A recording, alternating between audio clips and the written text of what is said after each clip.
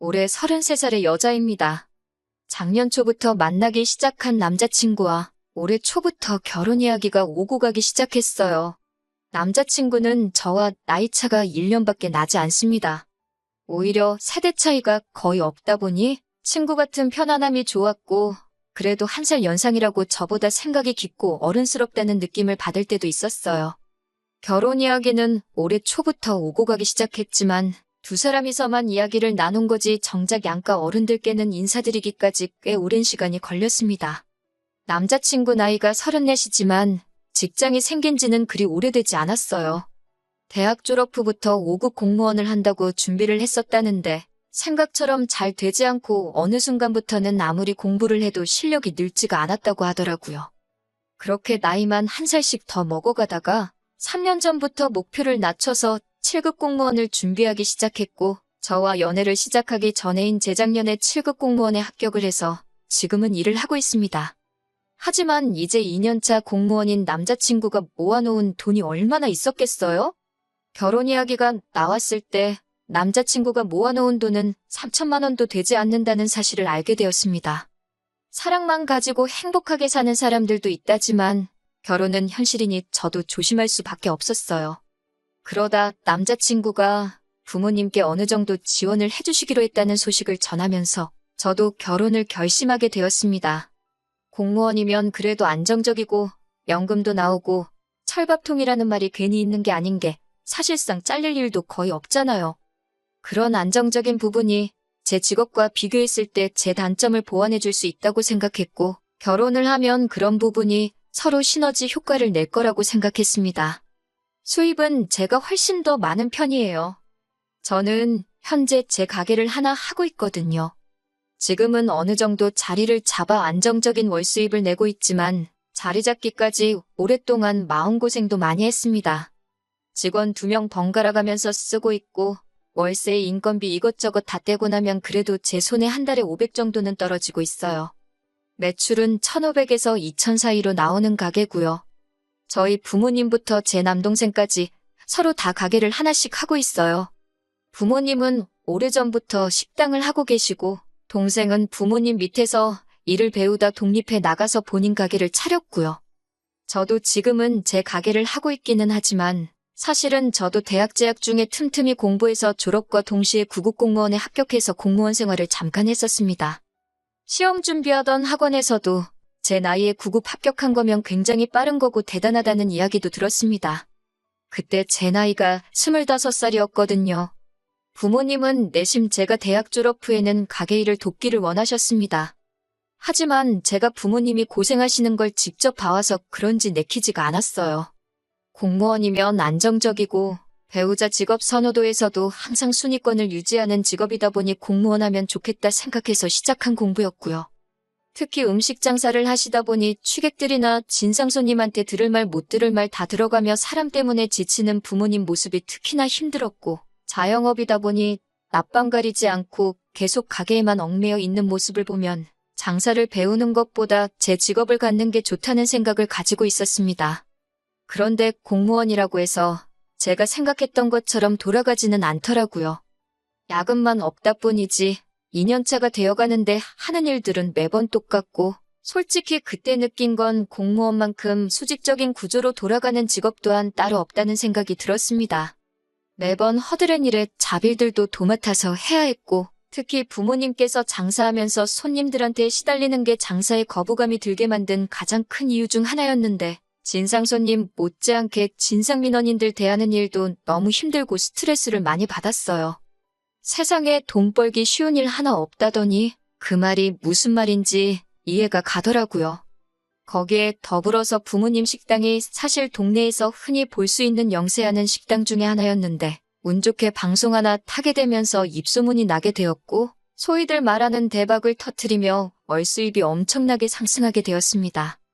거기에 제 동생마저도 다니던 대학 그만두고 부모님 일을 돕기 시작했고, 장사가 잘 되면서 부모님이 이웃점을 차려주면서 동생도 타 지역에서 승승장구하기 시작했고요. 물론 일 자체는 훨씬 더 힘들어 보이긴 했지만 동생이나 부모님 수입이 제가 버는 것의 2배도 아니고 몇 배나 되는 돈을 벌기 시작하니 저도 언젠가부터 어차피 똑같이 힘들고 고생할 거. 돈이라도 더 버는 게 낫겠다는 생각에 공무원 그만두고 늦게나마 장사를 시작하게 되었습니다. 공무원 하면서 얼마 되지도 않는 돈 모은 것과 부모님이 지원해 주셔서 제 이름으로 카페를 차리게 되었고, 처음에는 이래저래 힘들었지만 시간이 지남에 따라 장사가 자리를 잡아가면서 부모님이 지원해 주시는 돈은 다 갚을 수 있었습니다. 벌이가 늘어나면서 삶의 여유가 생기니 그때 시작한 게 20대 때 못해본 연애였어요. 그렇게 남자친구를 만나게 되었고요. 앞서 말씀드린 대로 남자친구 또한 저와 연애를 시작할 때쯤 공무원이 되었고, 그동안 시험 준비한다고 저처럼 연애도 제대로 못했었나 봅니다. 그러다 보니 남자친구도 사회인이 되고 나서 처음 만나는 게 저였으니 그만큼 저를 잘 대해줬습니다. 그렇게 자연스럽게 연애하다가 결혼 이야기가 나오게 된 것이고요. 모은 돈은 별로 없지만 안정적인 공무원 생활하고 있는 남자친구, 그리고 제가 나름 벌이가 좋은 편이니 결혼 자금에 대해서 남자친구 부모님께서 도와주신다는 말을 듣고 그렇게 결혼 준비를 시작하게 되었고요. 연애하면서 자기 월 수입이나 부모님 수입이 어떻게 되는지 미리 말해주는 사람들 없잖아요? 저 또한 마찬가지였습니다. 남자친구가 저희 부모님도 사업하시고 제 동생도 본인 가게가 있다는 사실은 결혼 허락 받으러 처음 저희 집에 갔을 때, 그때 처음 알게 되었어요. 남자친구는 장난처럼 우리는 참 공통점이 많다고 먼저 말을 꺼냈습니다. 무슨 말인가 들어보니 저희 집도 온 가족이 장사하는 사람들인 것처럼 자기 가족들 또한 전부 다 공무원이라고 하는 거예요. 학교 선생님을 하셨던 남자친구 어머니와 아버지는 같은 학교에서 만나 결혼을 하게 되었다고 하네요. 남자친구 밑으로 3살 터울 여동생이 있는데 동생도 작년에 구급 공무원에 합격해서 공무원을 하고 있다고 하더라고요. 그런 우연의 일치에 하나하나 의미 부여하고 싶지는 않았지만 공통점이라고 하면서 좋아하는데, 그때는 그냥 어떻게든 모든 걸 좋게 생각하려는 남자친구의 순수한 마음으로 받아들였습니다. 결혼 허락 먼저 받기 위해서 남자친구를 저희 부모님께 먼저 소개하기로 했어요. 원래도 데이트하면서 뭐 먹을지 잘 못 정하는 성격이라 센스껏 장소도 제대로 못 정할 것 같아 걱정했는데, 남자친구가 웬일로 부모님이 회를 잘 드시느냐 묻더라고요. 나름 알아보고 물어보는 건 줄 알고 기특했고, 부모님은 딱히 가리는 음식은 없으시다고 대답했는데, 남자친구가 얼마 전에 회식 때 다녀온 곳인데 좋아서 거기서 하면 어떻겠냐고 하면서 가게 이름을 저한테 알려줬습니다. 그런데 검색해보니 그냥 동네에 있는 횟집이더라고요. 심지어 프라이빗한 방이 있어서 조용히 대화 나눌 만한 분위기도 아니고, 등받이도 없는 의자에다가 포장마차에서나 볼 법한 원형 스탱 테이블로 된 말 그대로 동네 식당이었어요. 회랑 매운탕이랑 같이 주는 그런 곳 있잖아요.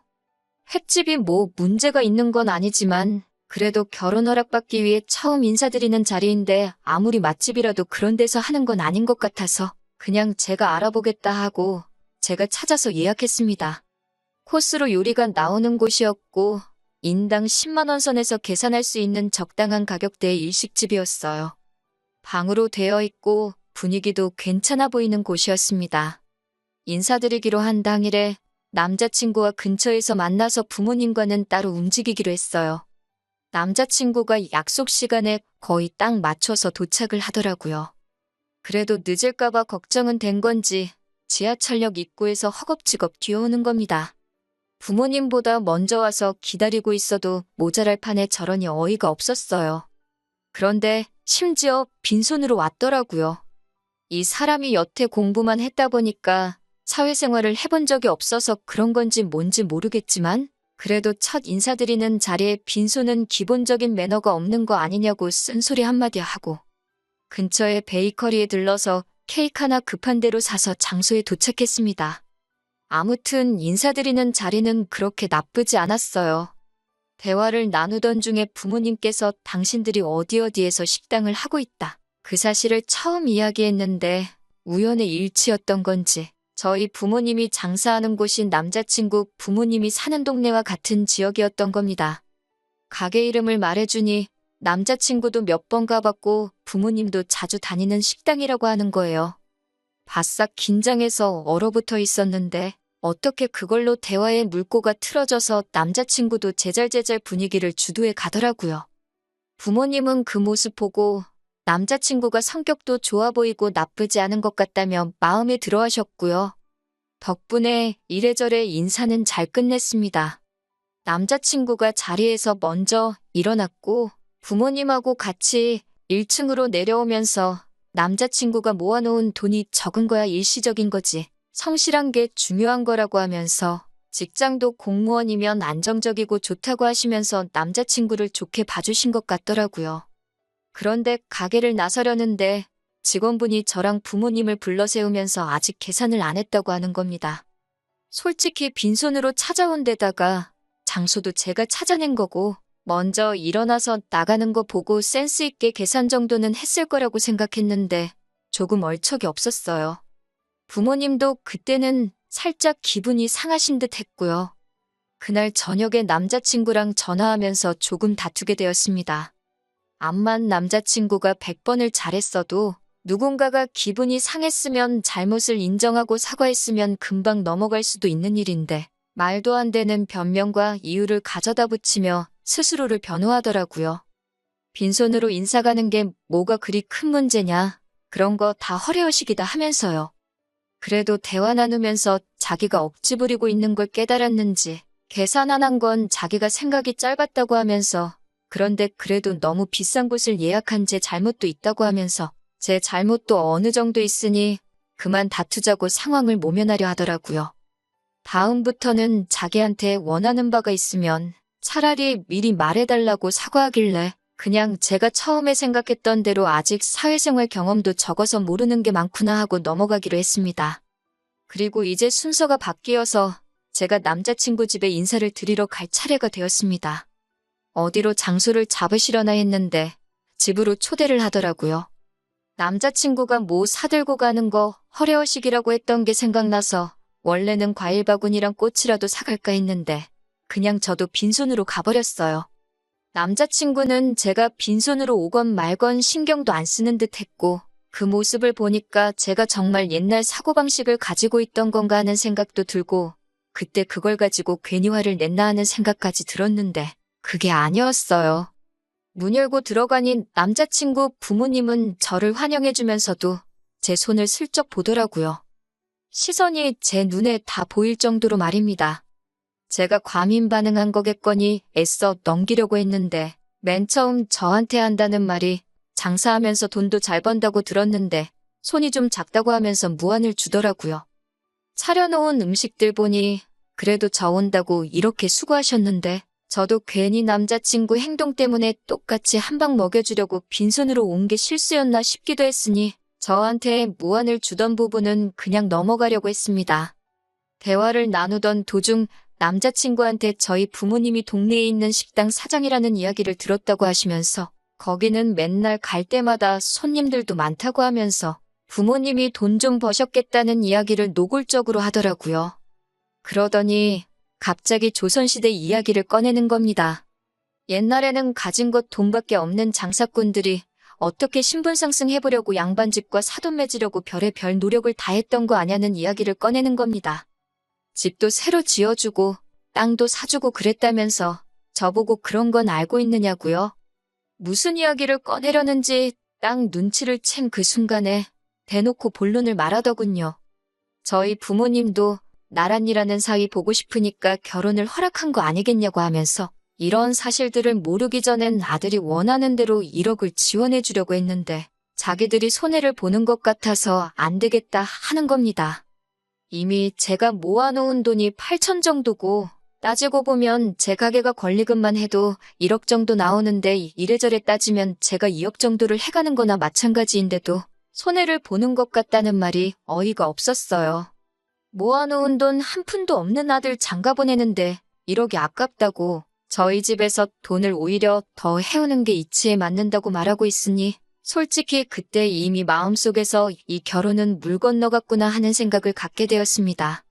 남자친구라도 염치가 있어서 부모님이 더 말 못하게 말리던가 했으면 어떻게 참아보기라도 하겠는데 부모님 식당 하시는 것부터 제가 장사하면서 수입이 어느 정도라는 것도 대충 짐작하고 말하는 거 보니 남자친구는 이미 부모님이 이렇게 나올 거라는 사실을 알고 있었던 거 아니냐 하는 생각도 들었어요.